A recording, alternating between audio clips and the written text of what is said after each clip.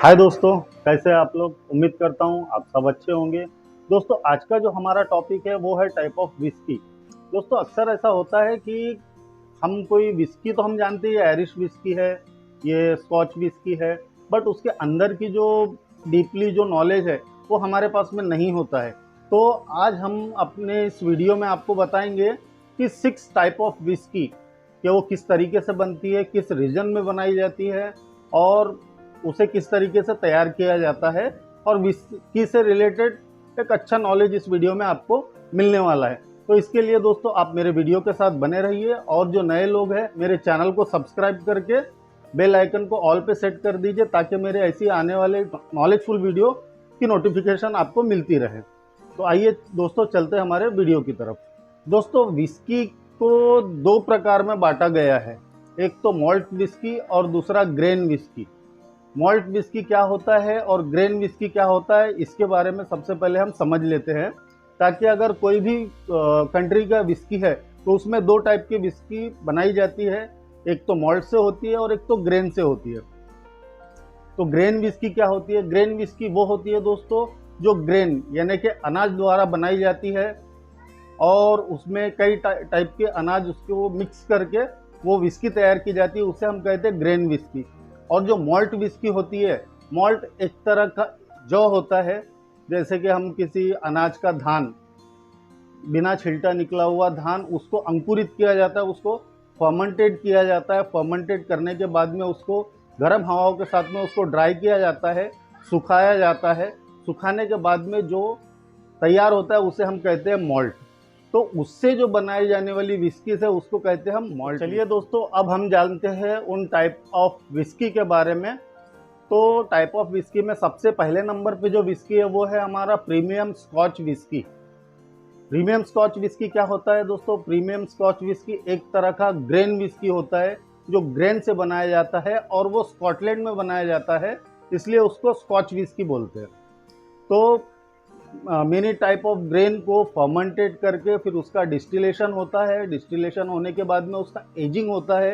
Ageing उसकी प्रक्रिया होती है 2 साल से लेकर के 18 साल 22 साल तक के भी उसकी एजिंग की जाती है। और जितना ही एजिंग होता है उतना ही उसके ऊपर इफेक्ट करता है उसके प्राइस के ऊपर में। तो दोस्तों, स्कॉटलैंड में बनने वाली जो ग्रेन विस्की है उसको हम लोग कहते हैं प्रीमियम स्कॉच विस्की। तो प्रीमियम स्कॉच विस्की का जो अल्कोहल लेवल होता है दोस्तों वो होता है 42% से लेकर 46% तक के, 42% टू 46%। और इसका जो ओरिजिन होता है वो स्कॉटलैंड, ऑफकोर्स निर्माता है दुनिया में सबसे बड़ा वो स्कॉटलैंड ही है, इसलिए स्कॉटलैंड में बनाई हुई विस्की को हम स्कॉच विस्की कहते हैं। अब चलते हैं दोस्तों हम अपने दूसरे विस्की के तरफ में। दूसरा जो विस्की है वो हमारा है सिंगल मॉल्ट स्कॉच विस्की। अब ये यहाँ पे स्कॉच विस्की इसलिए कहा गया है क्योंकि ये सिंगल मॉल्ट को भी स्कॉटलैंड में बनाया जाता है, इसलिए इसको स्कॉच विस्की बोला जाता है। अब सिंगल मॉल्ट जो है एक तरह का, एक सिंगल मॉल्ट से तैयार किया जाता है, जिस तरीके से मैंने आपको पहले समझाया था कि मॉल्ट क्या होता है। तो एक सिंगल मॉल्ट को फर्मेंटेड करके एक ही जगह पे, एक ही रीजन में और एक ही वेदर के अंदर में उसे फर्मेंटेड किया जाता है। फर्मेंटेड करने के बाद में उसका डिस्टिलेशन होता है। डिस्टिलेशन के बाद में उसकी एजिंग प्रक्रिया शुरू होती है। वो बैरल के अंदर में जो एजिंग प्रक्रिया होती है 8 साल से लेकर के 25 साल तक के हो सकती है इसकी। और इसका अल्कोहल वॉल्यूम होता है दोस्तों 42% से लेकर के 49% तक के। अब इसमें दोस्तों एक प्रकार हमें और पाया जाता है स्कॉच विस्की में, कि प्रीमियम ब्लेंडेड स्कॉच विस्की, या तो फिर सिंगल मॉल्ट स्कॉच विस्की। अब ये ब्लेंडेड जो होता है, ब्लेंडेड इसलिए उसे कहा जाता है क्योंकि उसे ब्लेंड किया जाता है। जैसे कि समझ लीजिए एक कंपनी है, जैसे कि जॉनी वॉकर कंपनी है, तो वो बनाती है प्रीमियम स्कॉच विस्की। तो उसकी जो कैपेसिटी है, अगर मान के चलिए 1000 लीटर की है, लेकिन दुनिया के अंदर में उस विस्की की रिक्वायरमेंट जो है वो 10,000 लीटर की है, तो वो रिक्वायरमेंट कैसा पूरा करेगा? तो उसके लिए वो करता ये है कि अपने पास का जो 1000 लीटर उसने तैयार किया है और दूसरे कंपनियों से वो परचेस करता है। तो अलग अलग तरीके से स्कॉच विस्की, जैसे कि कोई अमेरिकन विस्की है तो वो कौन से बनाई जाती है उसको परचेस करता है, फिर आयरिश विस्की परचेस करता है, अलग अलग कंपनियों से परचेस करके फिर उसको अपने फैक्ट्री में उसे ब्लेंड करता है, एक पर्टिकुलर क्वांटिटी के साथ में उसे ब्लेंड करता है। ब्लेंड करने के बाद में जो बॉटलिंग करके वो सप्लाई करता है उसे हम कहते हैं blended scotch whisky. Blended malt जो होता है वो भी मॉल्ट ही होता है, लेकिन एक कंपनी का जिसने मॉल्ट तैयार किया है तो अपनी सप्लाई को बढ़ाने के लिए वो दूसरे कंपनियों से सिंगल मॉल्ट विस्की जो बनी हुई होती है वो परचेस करते हैं, वो लेते हैं। लेने के बाद में फिर वो अपने मॉल्ट के साथ में उसे ब्लेंड किया जाता है। ब्लेंड करने के बाद में फिर वो एजिंग करने के बाद में बॉटलिंग द्वारा फिर सप्लाई करते हैं, इसलिए उसको कहा जाता है blended single malt scotch whisky या ब्लेंडेड मॉल्ट विस्की भी कहा जा सकता है। तो ब्लेंडेड का ये मतलब होता है ब्लेंडेड चाहे स्कॉच रहे चाहे ब्लेंडेड प्रीमियम विस्की रहे। ठीक है दोस्तों, उम्मीद है आपको ये बात समझ में आ गई होंगी। तीसरे नंबर पे जो हमारी विस्की है दोस्तों वो है Irish whisky. Irish whisky Ireland में बनाया जाता है और ये ग्रेन और मॉल्ट विस्की के मिक्सचर से बनाया जाता है। Half quantity grain whisky and half quantity malt whisky को ब्लेंड करके ये आयरिश विस्की तैयार किया जाता है। और इसकी एक खास बात यह है कि इस आयरिश विस्की को 3 बार डिस्टिल किया जाता है और इससे इसका एक अलग फ्लेवर मिल जाता है। और इसका अल्कोहल लेवल होता है दोस्तों 41% से लेकर के 48.8% तक के। चौथे नंबर पे जो हमारी विस्की है दोस्तों वो है बर्बन विस्की। बर्बन विस्की दोस्तों एक तरह की अमेरिकन विस्की है जो बनती है 51% कॉर्न से। 51% कॉर्न और अदर कुछ ग्रेन को मिक्स किया जाता है। मिक्स करने के बाद में उसका फर्मेंटेशन होता है। फर्मेंटेशन के बाद में उसका डिस्टिलेशन होता है। डिस्टिलेशन के बाद में उसे एजिंग किया जाता है। उसका एजिंग क्राइटेरिया जो होता है दोस्तों वो 6 महीने से लेकर के 2 साल तक के होता है। दोस्तों बर्बन विस्की में भी कई तरह के टाइप्स है, जैसे कि बर्बन और टेनेसी।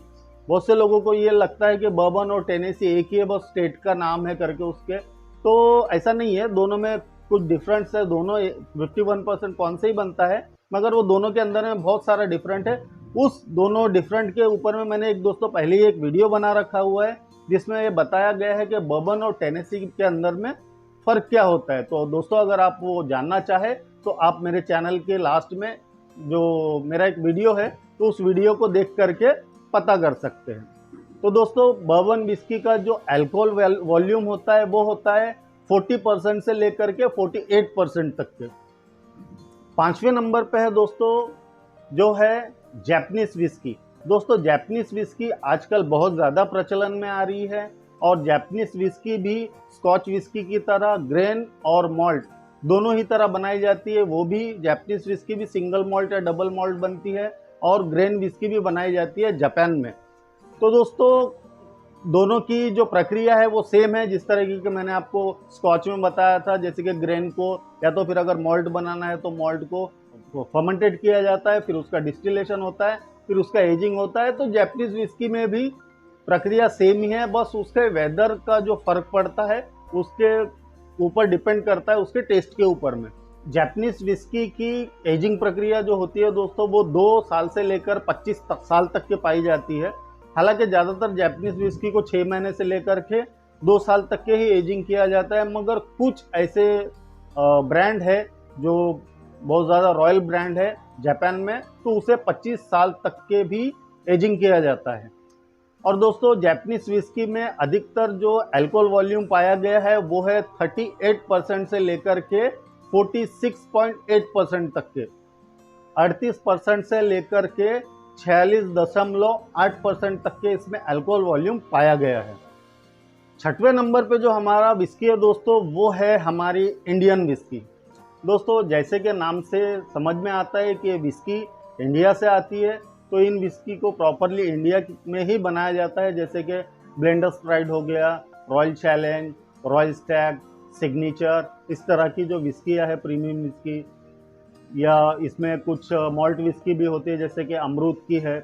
तो इसे इंडिया के अंदर में तैयार किया जाता है और प्रक्रिया सेम ही है दोनों की, बस इसमें एक डिफरेंट ये है कि इंडिया के अंदर में ज़्यादा लंबे समय तक किसी भी अल्कोहल को या किसी भी लिकर को एजिंग करने की ज़रूरत नहीं होती है, क्योंकि अगर अदर कंट्री के मुकाबले यहाँ का जो हवामान है, जो वेदर है, वो अलग होता है करके यहाँ पे ज़्यादा लंबे समय तक एजिंग करने की ज़रूरत नहीं होती है। तो इसलिए यहाँ पे एजिंग प्रक्रिया जो होती है किसी भी मॉल्ट की या प्रीमियम विस्की की, वो होती है 6 महीने से लेकर अधिकतम 2 साल तक के। 6 महीने, 1 साल, 1.5 साल, बस इससे ज़्यादा या 2 साल से ज़्यादा उसकी एजिंग प्रक्रिया नहीं होती है। इंडियन विस्की में दोस्तों मॉल्ट और प्रीमियम विस्की के इतने ज़्यादा प्रकार है, तो उसको आप अपने टेस्ट या आप अपने फ्लेवर के हिसाब से आपको अपने पसंदीदा ड्रिंक चुनने का विकल्प मिलता है। दोस्तों इंडियन विस्की का जो अल्कोहल वॉल्यूम होता है वो होता है 42% से लेकर के 49% तक के। उम्मीद है दोस्तों आज का मेरा ये वीडियो आपको बहुत अच्छा लगा हो और आपको विस्की के बारे में कुछ अच्छी नॉलेज मिली हो।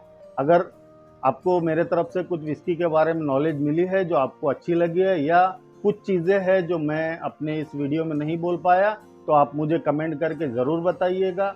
और दोस्तों मेरे चैनल को सब्सक्राइब कीजिएगा और बेल आइकन को ऑल पे सेट कीजिएगा, ताकि ऐसी आने वाली वीडियो की नोटिफिकेशन आपको मिलते रहे और मैं कंटिन्यू आपके लिए नई नई वीडियो होटल मैनेजमेंट से रिलेटेड, फूड एंड बेवरेज से रिलेटेड आपके लिए बना करके लाता रहूँ। थैंक यू दोस्तों।